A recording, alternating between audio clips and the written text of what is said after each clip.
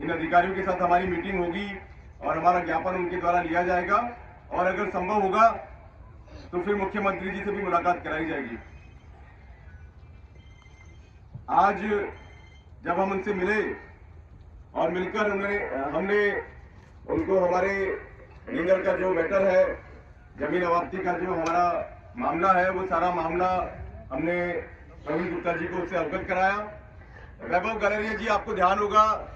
जब 2017 में हमारा आंदोलन चला था उस समय जेडीए के कमिश्नर वैभव गालेरिया जी थे और आज वो उनका प्रमोशन होकर अब वो यूडीए सेक्रेटरी और भी बड़े पद पर चले गए हैं, लेकिन जो जेडीए है वो उन्हीं के अंडर में आता है। तो उनको भी पूरा हमारे इस मामले के बारे में सारा पता है, क्योंकि वो खुद कमिश्नर रहते हुए उन्होंने ही हमारे यहाँ पे सर्वे का आदेश निकाला था। आपको ध्यान होगा 2017 में हमारा जयपुर विकास प्राधिकरण से जेडीए से जो समझौता हुआ उसमें यही था कि सर्वे दोबारा से हमारे यहाँ का होगा, क्योंकि जो सर्वे के आधार पर इन्होंने हमारी जमीन अवाप्ती का आदेश निकाला है वो सर्वे पूरे तरीके से सही नहीं था। वो 1970 का जो जमाबंदी थी उसके आधार पे किया गया सर्वे था और 2010 में जो हमारी स्थिति थी वो बिल्कुल उससे उलट थी, इसीलिए वो सर्वे का आदेश निकला। तो वैभव गालेरिया जी के होने से, क्योंकि वो इस मामले को समझते हैं और इस मामले को उन्होंने देखा हुआ है, तो उनका भी एक सहयोग हमें वहां पे मिला। उससे पहले जेडीए कमिश्नर आनंदी जी भी ऑलरेडी वहां पर हमारे सामने आकर जा चुकी थी। उन्होंने सारा मुद्दा अपनी तरफ से पहले ही उन्होंने जो फीडबैक देना होता है एक अधिकारी का, वो फीडबैक प्रवीण गुप्ता जी को उन्होंने अपनी तरफ से दे दिया और प्रवीण गुप्ता जी ने बहुत ही अच्छे वातावरण में हमसे बात करी। हमसे उन्होंने सारा पूरा मामले को समझने की कोशिश करी, पूरा समझा और फिर उन्होंने हमसे इसके समाधान के बारे में भी पूछा कि इसके समाधान के क्या क्या तरीके हैं। तो हमने उनको सारे जो हमारे समाधान जो हम चाह रहे हैं, जैसा कि हमने पहला उनको ये बताया कि ये जो अवाप्ती है ये बिल्कुल गलत तरीके से की जा रही है। अवाप्ती में जो परिवार इस अवाप्ती से प्रभावित हो रहे हैं, सबसे पहले तो 18 कॉलोनियां हैं, उन कॉलोनियों में जो लोग हैं उनका तो बहुत छोटा छोटा उनके घर है, 100 गज में 150 गज में बने हुए घर हैं,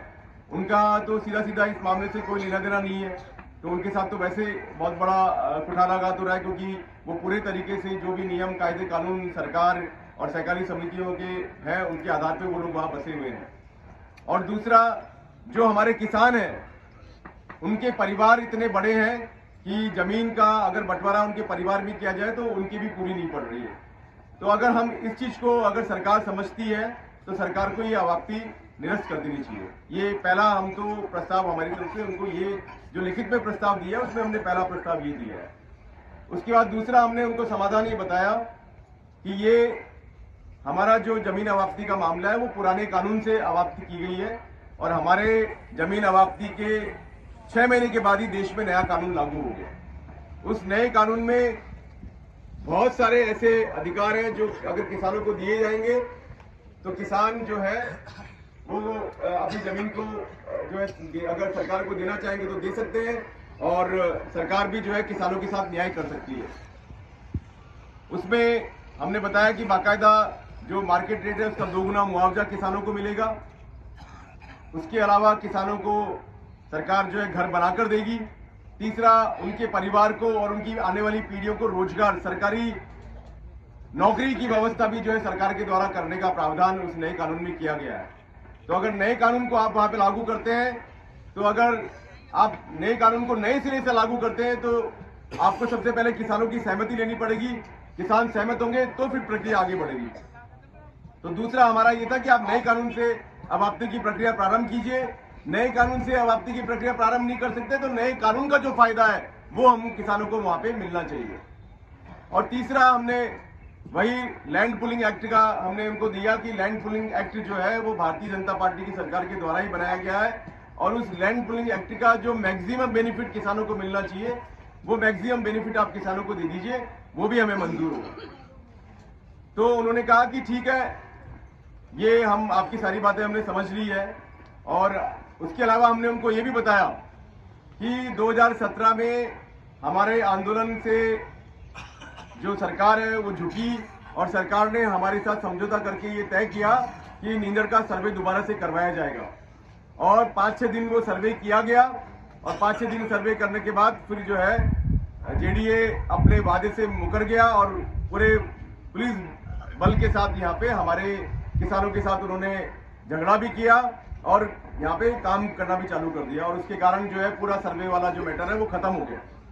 हम लोगों को जेलों में बंद कर दिया। और दूसरी बार 2020 में फिर हमारे आंदोलन से सरकार जो है वो हमारे सामने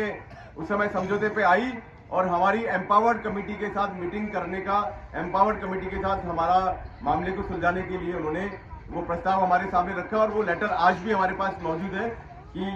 सरकार का आदेश है कि हमारा ये मैटर जो है वो जेडीए से निकलकर अब एम्पावर्ड कमेटी के पास चला गया है और एम्पावर्ड कमेटी इस पर निर्णय करेगी। लेकिन एम्पावर्ड कमेटी के साथ हमारी आज तक मीटिंग नहीं हुई।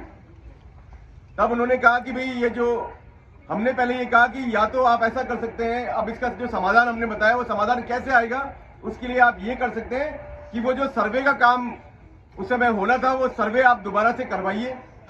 वो सर्वे दोबारा से होता है और उस सर्वे पूरा होने के बाद